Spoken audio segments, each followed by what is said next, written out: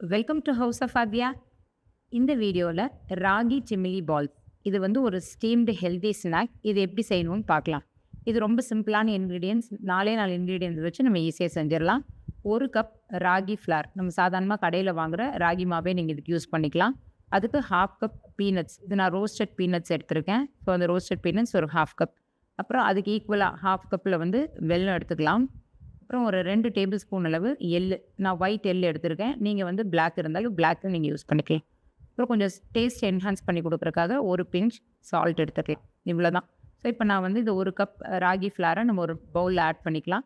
இது கூட வந்து ஒரு பிஞ்ச் சால்ட் ஆட் பண்ணிவிட்டு கொஞ்சமாக தண்ணி தெளிச்சுக்கலாம். ஒரு 1/4 கப் அளவு தான் வரும் இதுக்கு. சும்மா தண்ணி தெளிச்சுட்டு நல்லது பெசரி விடுங்க. ரொம்ப தண்ணி விட்டுறக்கூடாது. நல்லா அதை ஸ்ப்ரிங்கிள் பண்ணி நல்லா பெசரி விடணும். பெசரி விடும்போது ஒரு புட்டு மாவு மாதிரி வரணும் உங்களுக்கு. ஏன்னா இது நம்ம ஆவியில் வேக வைக்க போகிறோம். ஸோ அந்த மாதிரி புட்டு மாவு மாதிரி நம்ம பெசரி எடுத்துக்கலாம். பாருங்கள், இந்த மாதிரி பிடிச்சா ஷேப் வரணும், உடஞ்சி விட்டால் உதிர்ந்துடணும். இதுதான் பதம். இந்த மாதிரி வந்துச்சுன்னா உங்களுக்கு ஸ்டீம் பண்ணுறதுக்கு ரெடி ஆயிடுச்சுன்னு அர்த்தம். ஸோ பொதுவாக ராகி ஃப்ளாரில் வந்து நிறைய ரெசிபீஸ் செய்யலாம். லைக் இட்லி செய்யலாம், ரோட்டி செய்யலாம், நிறைய முறுக்கு, இந்த மாதிரி ஸ்நாக்ஸ் எல்லாம் செய்யலாம். இந்த மாதிரி ஒரு ஸ்டீம்டு ஸ்நாக்கும் நீங்கள் செஞ்சு கொடுக்கலாம். பாருங்கள், இப்போ நம்ம ஸ்டீமிங்க்கு தண்ணி வச்சுருக்கோம். தண்ணி கொஞ்சம் சூடாகட்டும். அதுக்குள்ளே நம்ம இந்த ராகி மாவை வந்து ஒரு மஸ்லின் கிளாத்தில் சும்மா ஒரு கட்டி வச்சுக்கலாம். கட்டி நம்ம மூட்டை மாதிரி கட்டிட்டு ஆவியில் ஒரு 10 நிமிஷம் வேக வச்சு எடுத்தோன்னா இந்த ராகி மாவு குக் ஆயிடும். குக் ஆனதுக்கப்புறமா அது கூட மற்ற இன்க்ரீடியன்ஸ் எல்லாம் போட்டு நம்ம பால்ஸ் ரெடி பண்ண போகிறோம். இது ஒரு பெஸ்ட்டு ஹெல்த்தி ஸ்நாக். பொதுவாக நம்ம இந்த மாதிரி சம்மர் வெக்கேஷனில் பசங்க வீட்டில் இருக்காங்க, ஸ்நாக்ஸ் ஏதாவது கேட்டுகிட்டே இருப்பாங்க. இந்த மாதிரி ஹெல்த்தியாக நீங்கள் செஞ்சு கொடுங்க. அடுத்தது ஸ்டீம் ஆகிறதுக்குள்ளே இந்த பீனட்ஸ் வந்து ஆல்ரெடி நான் ரோஸ்டட் தான் வாங்கியிருக்கேன். அதனால் கொஞ்சம் நம்ம இதை சூடு பண்ணிட்டோன்னா தோல் எடுக்கிறது கொஞ்சம் ஈஸியாக இருக்கும்.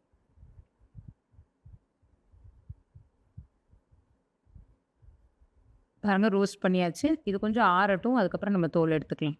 அடுத்தது இதில் எள்ளு வந்து கொஞ்சம் மணம் வர வரைக்கும் நல்லா வறுத்துட்டு, வறுக்கும்போது உங்களுக்கு நல்லா உடஞ்சி வரும், கிராக்கிள் ஆகும். கிராக்கிள் ஆனதுக்கப்புறம் இதையும் நம்ம ஒரு பவுலில் சேர்த்துக்கலாம்.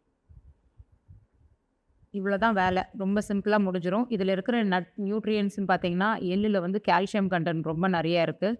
பீனட்ஸில் ப்ரோட்டீன் நிறையா இருக்குது. பெஸ்ட்டு ப்ரோட்டீன் ரிச் ஸ்நாக் அப்படின்னு பார்த்தீங்கன்னா இந்த பீனட்ஸ் தான். சும்மா ரோஸ்டட் ஸ்நாக்ஸ் பீனட்ஸை கூட நம்ம சும்மா சாப்பிட்லாம். அவ்வளோ ஹெல்த்தியானது கூட. பாதாமை விடலாம் பீனட்ஸ் வந்து ரொம்ப நல்லது. ஸோ இந்த பீனட்ஸை நம்ம தோல் எடுத்து வச்சாச்சு, எள்ளையும் நம்ம எடுத்து வச்சாச்சு. இப்போ பாருங்கள், ராகி மாவும் நல்லா குக் ஆயிடுச்சு உங்களுக்கு. நல்லது, ஒரு கேக் மாதிரி வந்துடும். ஏன்னா அதை நம்ம எப்படி கட்டி வச்சோமோ அந்த ஷேப்லேயே உங்களுக்கு இது கிடைக்கும். இப்போ வந்து நம்ம இதை உடச்சி விட்டு ஆற வச்சிடணும்.